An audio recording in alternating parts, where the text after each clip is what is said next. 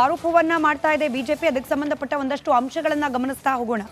ಸಾಮಾನ್ಯವಾಗಿ ಯಾವುದೇ ಉಪಕರಣ ಖರೀದಿ ಮಾಡೋ ಸಂದರ್ಭದಲ್ಲಿ ಟೆಂಡರ್ ಕರೆಯಲಾಗುತ್ತೆ, ಬಿಟ್ ಹಾಕ್ತಾರೆ ಕಂಪನಿಗಳು. ಯಾವೆಲ್ಲ ಕಂಪನಿಗಳು ಇಂಥ ಉಪಕರಣಗಳನ್ನ ಸರ್ಕಾರಕ್ಕೆ ಮಾರಾಟ ಮಾಡಬೇಕು ಅಂತ ಹೇಳಿ ಇಚ್ಛೆ ಇರುತ್ತೋ, ಆ ನಿಬಂಧನೆಗಳಿಗೆ ಒಳಪಟ್ಟಂತಿರುತ್ತೋ ಅವೆಲ್ಲವೂ ಕೂಡ ಬಿಡ್ ಹಾಕಲಾಗುತ್ತೆ. ಹೀಗೆ ಬಿಡ್ ಹಾಕಿದ 4 ಕಂಪನಿಗಳ ಪೈಕಿ 3 ಕಂಪನಿಯ ಬಿಡ್ಡನ್ನೇ ತಿರಸ್ಕಾರ ಮಾಡಲಾಗಿದೆಯಂತೆ. ಅದಕ್ಕೆ ಸೂಕ್ತ ಕಾರಣ ಕೊಟ್ಟಿಲ್ಲ ಅನ್ನೋದು ಬಿಜೆಪಿಯ ಆರೋಪ.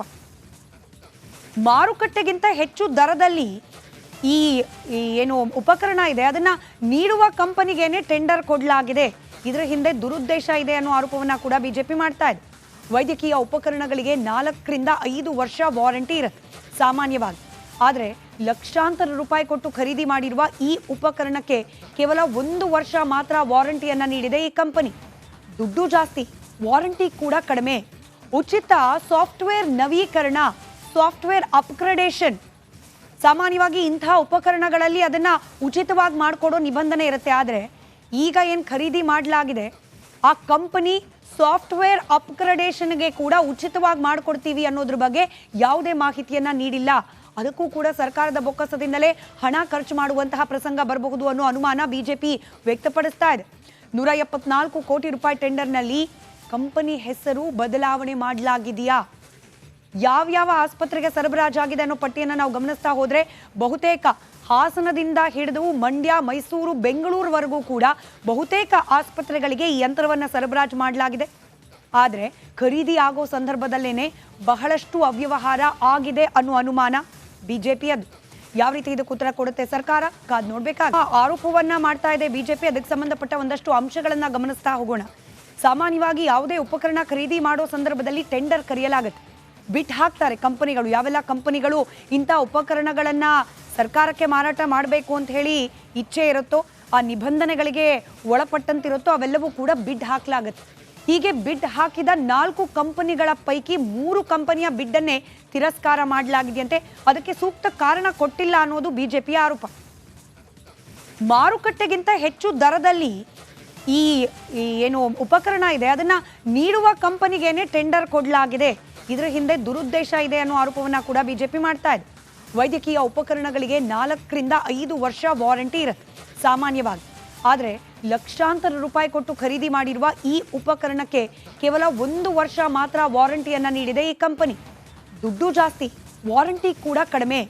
ಉಚಿತ ಸಾಫ್ಟ್ವೇರ್ ನವೀಕರಣ, ಸಾಫ್ಟ್ವೇರ್ ಅಪ್ಗ್ರೇಡೇಷನ್. ಸಾಮಾನ್ಯವಾಗಿ ಇಂಥ ಉಪಕರಣಗಳಲ್ಲಿ ಅದನ್ನ ಉಚಿತವಾಗಿ ಮಾಡಿಕೊಡೋ ನಿಬಂಧನೆ ಇರುತ್ತೆ. ಆದರೆ ಈಗ ಏನು ಖರೀದಿ ಮಾಡಲಾಗಿದೆ ಆ ಕಂಪನಿ ಸಾಫ್ಟ್ವೇರ್ ಅಪ್ಗ್ರೇಡೇಷನ್ಗೆ ಕೂಡ ಉಚಿತವಾಗಿ ಮಾಡಿಕೊಡ್ತೀವಿ ಅನ್ನೋದ್ರ ಬಗ್ಗೆ ಯಾವುದೇ ಮಾಹಿತಿಯನ್ನ ನೀಡಿಲ್ಲ.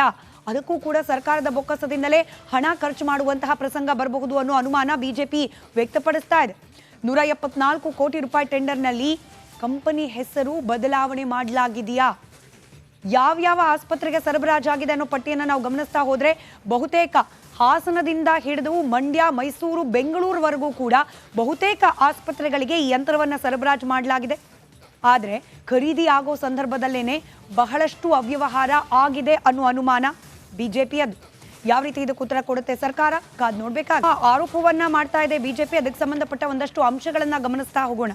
ಸಾಮಾನ್ಯವಾಗಿ ಯಾವುದೇ ಉಪಕರಣ ಖರೀದಿ ಮಾಡೋ ಸಂದರ್ಭದಲ್ಲಿ ಟೆಂಡರ್ ಕರೆಯಲಾಗುತ್ತೆ, ಬಿಟ್ ಹಾಕ್ತಾರೆ ಕಂಪನಿಗಳು. ಯಾವೆಲ್ಲ ಕಂಪನಿಗಳು ಇಂಥ ಉಪಕರಣಗಳನ್ನ ಸರ್ಕಾರಕ್ಕೆ ಮಾರಾಟ ಮಾಡಬೇಕು ಅಂತ ಹೇಳಿ ಇಚ್ಛೆ ಇರುತ್ತೋ, ಆ ನಿಬಂಧನೆಗಳಿಗೆ ಒಳಪಟ್ಟಂತಿರುತ್ತೋ ಅವೆಲ್ಲವೂ ಕೂಡ ಬಿಡ್ ಹಾಕಲಾಗುತ್ತೆ.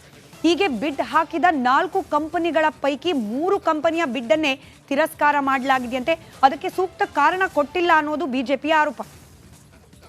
ಮಾರುಕಟ್ಟೆಗಿಂತ ಹೆಚ್ಚು ದರದಲ್ಲಿ ಈ ಏನು ಉಪಕರಣ ಇದೆ ಅದನ್ನ ನೀಡುವ ಕಂಪನಿಗೇನೆ ಟೆಂಡರ್ ಕೊಡಲಾಗಿದೆ. ಇದರ ಹಿಂದೆ ದುರುದ್ದೇಶ ಇದೆ ಅನ್ನೋ ಆರೋಪವನ್ನ ಕೂಡ ಬಿಜೆಪಿ ಮಾಡ್ತಾ ಇದೆ. ವೈದ್ಯಕೀಯ ಉಪಕರಣಗಳಿಗೆ 4 ರಿಂದ 5 ವರ್ಷ ವಾರಂಟಿ ಇರುತ್ತೆ ಸಾಮಾನ್ಯವಾಗಿ. ಆದರೆ ಲಕ್ಷಾಂತರ ರೂಪಾಯಿ ಕೊಟ್ಟು ಖರೀದಿ ಮಾಡಿರುವ ಈ ಉಪಕರಣಕ್ಕೆ ಕೇವಲ 1 ವರ್ಷ ಮಾತ್ರ ವಾರಂಟಿಯನ್ನ ನೀಡಿದೆ ಈ ಕಂಪನಿ. ದುಡ್ಡು ಜಾಸ್ತಿ, ವಾರಂಟಿ ಕೂಡ ಕಡಿಮೆ. ಉಚಿತ ಸಾಫ್ಟ್ವೇರ್ ನವೀಕರಣ, ಸಾಫ್ಟ್ವೇರ್ ಅಪ್ಗ್ರೇಡೇಷನ್.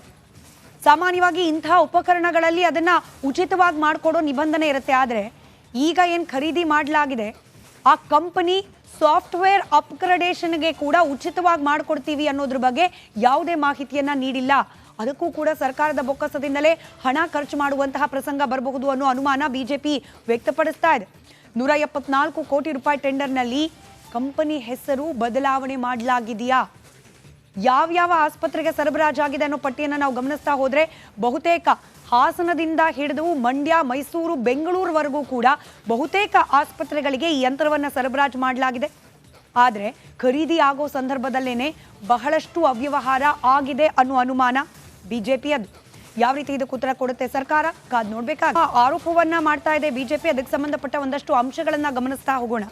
ಸಾಮಾನ್ಯವಾಗಿ ಯಾವುದೇ ಉಪಕರಣ ಖರೀದಿ ಮಾಡೋ ಸಂದರ್ಭದಲ್ಲಿ ಟೆಂಡರ್ ಕರೆಯಲಾಗುತ್ತೆ, ಬಿಟ್ ಹಾಕ್ತಾರೆ ಕಂಪನಿಗಳು. ಯಾವೆಲ್ಲ ಕಂಪನಿಗಳು ಇಂಥ ಉಪಕರಣಗಳನ್ನ ಸರ್ಕಾರಕ್ಕೆ ಮಾರಾಟ ಮಾಡಬೇಕು ಅಂತ ಹೇಳಿ ಇಚ್ಛೆ ಇರುತ್ತೋ, ಆ ನಿಬಂಧನೆಗಳಿಗೆ ಒಳಪಟ್ಟಂತಿರುತ್ತೋ ಅವೆಲ್ಲವೂ ಕೂಡ ಬಿಡ್ ಹಾಕಲಾಗುತ್ತೆ. ಹೀಗೆ ಬಿಡ್ ಹಾಕಿದ 4 ಕಂಪನಿಗಳ ಪೈಕಿ 3 ಕಂಪನಿಯ ಬಿಡ್ಡನ್ನೇ ತಿರಸ್ಕಾರ ಮಾಡಲಾಗಿದೆಯಂತೆ. ಅದಕ್ಕೆ ಸೂಕ್ತ ಕಾರಣ ಕೊಟ್ಟಿಲ್ಲ ಅನ್ನೋದು ಬಿಜೆಪಿಯ ಆರೋಪ.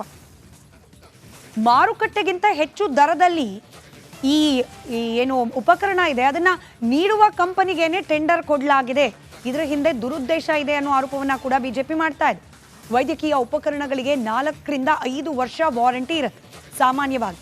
ಆದರೆ ಲಕ್ಷಾಂತರ ರೂಪಾಯಿ ಕೊಟ್ಟು ಖರೀದಿ ಮಾಡಿರುವ ಈ ಉಪಕರಣಕ್ಕೆ ಕೇವಲ 1 ವರ್ಷ ಮಾತ್ರ ವಾರಂಟಿಯನ್ನ ನೀಡಿದೆ ಈ ಕಂಪನಿ. ದುಡ್ಡು ಜಾಸ್ತಿ, ವಾರಂಟಿ ಕೂಡ ಕಡಿಮೆ. ಉಚಿತ ಸಾಫ್ಟ್ವೇರ್ ನವೀಕರಣ, ಸಾಫ್ಟ್ವೇರ್ ಅಪ್ಗ್ರೇಡೇಷನ್. ಸಾಮಾನ್ಯವಾಗಿ ಇಂಥ ಉಪಕರಣಗಳಲ್ಲಿ ಅದನ್ನ ಉಚಿತವಾಗಿ ಮಾಡಿಕೊಡೋ ನಿಬಂಧನೆ ಇರುತ್ತೆ. ಆದರೆ ಈಗ ಏನು ಖರೀದಿ ಮಾಡಲಾಗಿದೆ ಆ ಕಂಪನಿ ಸಾಫ್ಟ್ವೇರ್ ಅಪ್ಗ್ರೇಡೇಷನ್ಗೆ ಕೂಡ ಉಚಿತವಾಗಿ ಮಾಡಿಕೊಡ್ತೀವಿ ಅನ್ನೋದ್ರ ಬಗ್ಗೆ ಯಾವುದೇ ಮಾಹಿತಿಯನ್ನ ನೀಡಿಲ್ಲ. ಅದಕ್ಕೂ ಕೂಡ ಸರ್ಕಾರದ ಬೊಕ್ಕಸದಿಂದಲೇ ಹಣ ಖರ್ಚು ಮಾಡುವಂತಹ ಪ್ರಸಂಗ ಬರಬಹುದು ಅನ್ನೋ ಅನುಮಾನ ಬಿಜೆಪಿ ವ್ಯಕ್ತಪಡಿಸ್ತಾ ಇದೆ. 174 ಕೋಟಿ ರೂಪಾಯಿ ಟೆಂಡರ್ನಲ್ಲಿ ಕಂಪನಿ ಹೆಸರು ಬದಲಾವಣೆ ಮಾಡಲಾಗಿದೆಯಾ? ಯಾವ್ಯಾವ ಆಸ್ಪತ್ರೆಗೆ ಸರಬರಾಜಾಗಿದೆ ಅನ್ನೋ ಪಟ್ಟಿಯನ್ನು ನಾವು ಗಮನಿಸ್ತಾ ಹೋದ್ರೆ ಬಹುತೇಕ ಹಾಸನದಿಂದ ಹಿಡಿದು ಮಂಡ್ಯ, ಮೈಸೂರು, ಬೆಂಗಳೂರುವರೆಗೂ ಕೂಡ ಬಹುತೇಕ ಆಸ್ಪತ್ರೆಗಳಿಗೆ ಈ ಯಂತ್ರವನ್ನು ಸರಬರಾಜು ಮಾಡಲಾಗಿದೆ. ಆದರೆ ಖರೀದಿ ಆಗೋ ಸಂದರ್ಭದಲ್ಲೇನೆ ಬಹಳಷ್ಟು ಅವ್ಯವಹಾರ ಆಗಿದೆ ಅನ್ನೋ ಅನುಮಾನ ಬಿಜೆಪಿಯದು. ಯಾವ ರೀತಿ ಇದಕ್ಕೆ ಉತ್ತರ ಕೊಡುತ್ತೆ ಸರ್ಕಾರ ಕಾದ್ ನೋಡ್ಬೇಕಾ ಆರೋಪವನ್ನ ಮಾಡ್ತಾ ಇದೆ ಬಿಜೆಪಿ. ಅದಕ್ಕೆ ಸಂಬಂಧಪಟ್ಟ ಒಂದಷ್ಟು ಅಂಶಗಳನ್ನ ಗಮನಿಸ್ತಾ ಹೋಗೋಣ. ಸಾಮಾನ್ಯವಾಗಿ ಯಾವುದೇ ಉಪಕರಣ ಖರೀದಿ ಮಾಡೋ ಸಂದರ್ಭದಲ್ಲಿ ಟೆಂಡರ್ ಕರೆಯಲಾಗುತ್ತೆ, ಬಿಟ್ ಹಾಕ್ತಾರೆ ಕಂಪನಿಗಳು. ಯಾವೆಲ್ಲ ಕಂಪನಿಗಳು ಇಂಥ ಉಪಕರಣಗಳನ್ನ ಸರ್ಕಾರಕ್ಕೆ ಮಾರಾಟ ಮಾಡಬೇಕು ಅಂತ ಹೇಳಿ ಇಚ್ಛೆ ಇರುತ್ತೋ, ಆ ನಿಬಂಧನೆಗಳಿಗೆ ಒಳಪಟ್ಟಂತಿರುತ್ತೋ ಅವೆಲ್ಲವೂ ಕೂಡ ಬಿಡ್ ಹಾಕಲಾಗುತ್ತೆ. ಹೀಗೆ ಬಿಡ್ ಹಾಕಿದ 4 ಕಂಪನಿಗಳ ಪೈಕಿ 3 ಕಂಪನಿಯ ಬಿಡ್ಡನ್ನೇ ತಿರಸ್ಕಾರ ಮಾಡಲಾಗಿದೆಯಂತೆ. ಅದಕ್ಕೆ ಸೂಕ್ತ ಕಾರಣ ಕೊಟ್ಟಿಲ್ಲ ಅನ್ನೋದು ಬಿಜೆಪಿಯ ಆರೋಪ. ಮಾರುಕಟ್ಟೆಗಿಂತ ಹೆಚ್ಚು ದರದಲ್ಲಿ ಈ ಏನು ಉಪಕರಣ ಇದೆ ಅದನ್ನ ನೀಡುವ ಕಂಪನಿಗೇನೆ ಟೆಂಡರ್ ಕೊಡಲಾಗಿದೆ. ಇದರ ಹಿಂದೆ ದುರುದ್ದೇಶ ಇದೆ ಅನ್ನೋ ಆರೋಪವನ್ನ ಕೂಡ ಬಿಜೆಪಿ ಮಾಡ್ತಾ ಇದೆ. ವೈದ್ಯಕೀಯ ಉಪಕರಣಗಳಿಗೆ 4 ರಿಂದ 5 ವರ್ಷ ವಾರಂಟಿ ಇರುತ್ತೆ ಸಾಮಾನ್ಯವಾಗಿ. ಆದರೆ ಲಕ್ಷಾಂತರ ರೂಪಾಯಿ ಕೊಟ್ಟು ಖರೀದಿ ಮಾಡಿರುವ ಈ ಉಪಕರಣಕ್ಕೆ ಕೇವಲ 1 ವರ್ಷ ಮಾತ್ರ ವಾರಂಟಿಯನ್ನ ನೀಡಿದೆ ಈ ಕಂಪನಿ. ದುಡ್ಡು ಜಾಸ್ತಿ, ವಾರಂಟಿ ಕೂಡ ಕಡಿಮೆ. ಉಚಿತ ಸಾಫ್ಟ್ವೇರ್ ನವೀಕರಣ, ಸಾಫ್ಟ್ವೇರ್ ಅಪ್ಗ್ರೇಡೇಷನ್. ಸಾಮಾನ್ಯವಾಗಿ ಇಂಥ ಉಪಕರಣಗಳಲ್ಲಿ ಅದನ್ನ ಉಚಿತವಾಗಿ ಮಾಡಿಕೊಡೋ ನಿಬಂಧನೆ ಇರುತ್ತೆ. ಆದರೆ ಈಗ ಏನು ಖರೀದಿ ಮಾಡಲಾಗಿದೆ ಆ ಕಂಪನಿ ಸಾಫ್ಟ್ವೇರ್ ಅಪ್ಗ್ರೇಡೇಷನ್ಗೆ ಕೂಡ ಉಚಿತವಾಗಿ ಮಾಡಿಕೊಡ್ತೀವಿ ಅನ್ನೋದ್ರ ಬಗ್ಗೆ ಯಾವುದೇ ಮಾಹಿತಿಯನ್ನ ನೀಡಿಲ್ಲ. ಅದಕ್ಕೂ ಕೂಡ ಸರ್ಕಾರದ ಬೊಕ್ಕಸದಿಂದಲೇ ಹಣ ಖರ್ಚು ಮಾಡುವಂತಹ ಪ್ರಸಂಗ ಬರಬಹುದು ಅನ್ನೋ ಅನುಮಾನ ಬಿಜೆಪಿ ವ್ಯಕ್ತಪಡಿಸ್ತಾ ಇದೆ.